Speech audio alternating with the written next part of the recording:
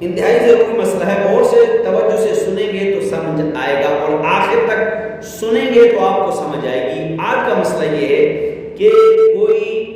گھر میں آپ قرآن پڑھنا چاہتے ہیں اور آپ کے پاس بیڈ کے اوپر کوئی بیٹھا ہوا ہے، کرسی کے اوپر کوئی بیٹھا ہوا ہے، آپ نیچے بیٹھ کے قرآن پڑھنا چاہتے ہیں، تو اکثر ایسا ہوتا ہے، وہ یار آپ نیچے قرآن لے کے بیٹھ گئے، میں اوپر بیٹھا ہوں، آپ نیچے بیٹھ گئے ہو، تو نیچے مت بیٹھو، نیچے بیٹھ کے قرآن مت پڑھو۔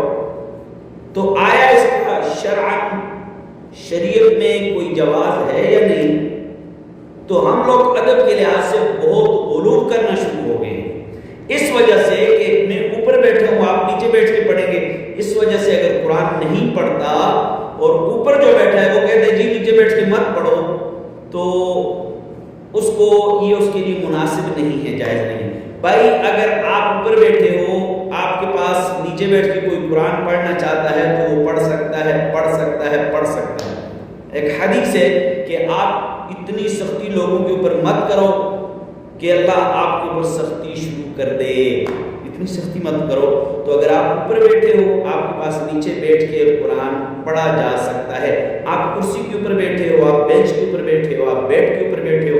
آپ کے پاس نیچے قرآن بیٹھ کر پڑھا جا سکتا ہے، شرعاً اس کی اجازت ہے، اجازت ہے، اجازت ہے۔ اگر آپ کو مسئلہ سمجھ آئے نا، دوسروں تک پہنچایا کرو، شیئر کیا کرو، اور میرا یوٹیوب چینل ایم بابو اسلامک تنوری کو ضرور جو ہے نا آپ سبسکرائب کریں۔